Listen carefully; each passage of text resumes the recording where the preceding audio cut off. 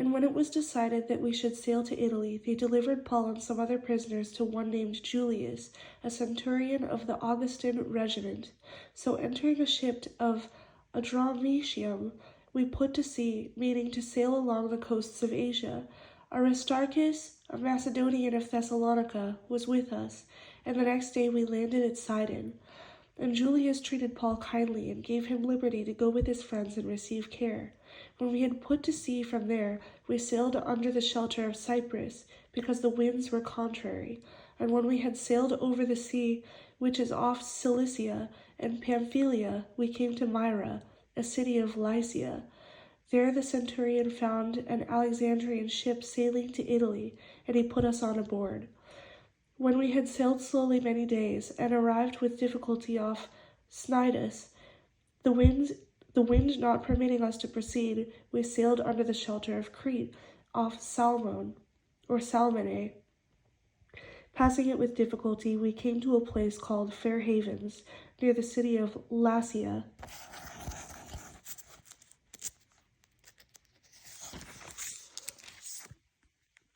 Now, when much time had been spent, and sailing was now dangerous because the fast was already over, Paul advised them, saying, Men, I perceive that this voyage will end with disaster and much loss, not only of the cargo and ship, but also our lives.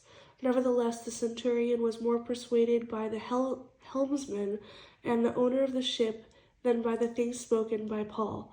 And because the harbor was not suitable to winter in, the majority advised to set sail from there also, if by any means they could reach Phoenix, a harbor of Crete, opening toward the southwest and northwest, and winter there.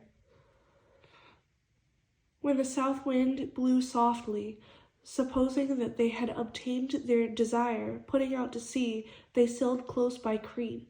But not long after, a tempestuous headwind arose, called Euroclydon. So when the ship was caught and could not head into the wind, we let her drive. And running under the shelter of an island called Clauda, we secured the skiff with difficulty.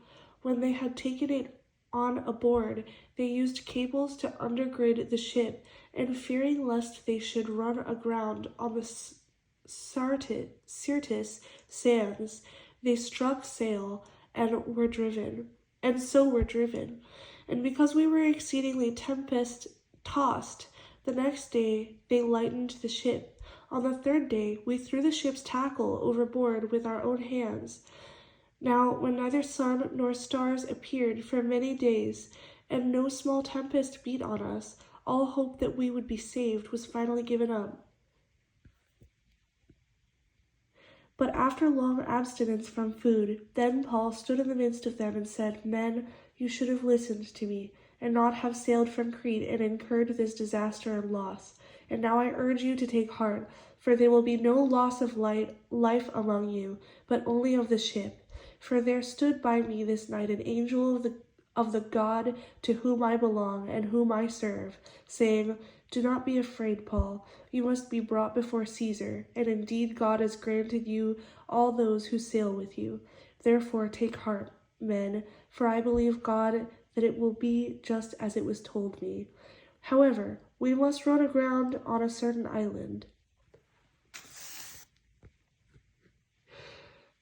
Now when the 14th night had come, as we were driven up and down in the Adriatic Sea, about midnight the sailors sensed that they were drawing near some land, and they took soundings and found it to be 20 fathoms.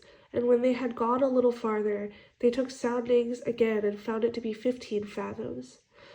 Then, fearing lest we should run aground on the rocks, they dropped 4 anchors from the stern and prayed for day to come.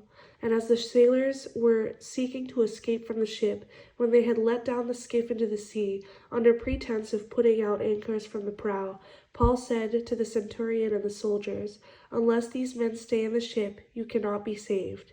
Then the soldiers cut away the ropes of the skiff and let it fall off.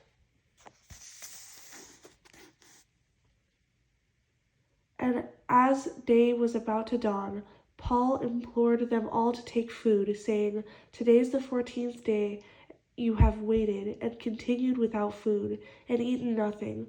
Therefore I urge you to take nourishment, for this is for your survival, since not a hair will fall from the head of any of you. And when he had said these things, he took bread and gave thanks to God in the presence of them all, and when he had broken it, began to eat.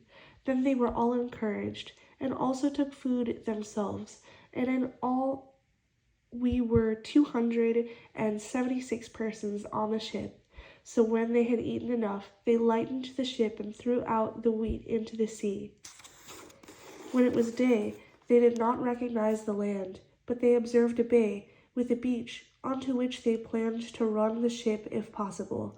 And they let go the anchors and left them in the sea, meanwhile loosing the rudder ropes, and they hoisted the mainsail to the wind and made for shore. But striking a place where two seas met, they ran the ship aground, and the prow stuck fast and remained immovable. But the stern was being broken up by the violence of the waves. And the soldiers' plan was to kill the prisoners, lest any of them should swim away and escape. But the centurion, wanting to save Paul, kept them from their purpose, and commanded that those who could swim should jump overboard first and get to land, and the rest, some on boards and some on parts of the ship. And so it was that they all escaped safely to land.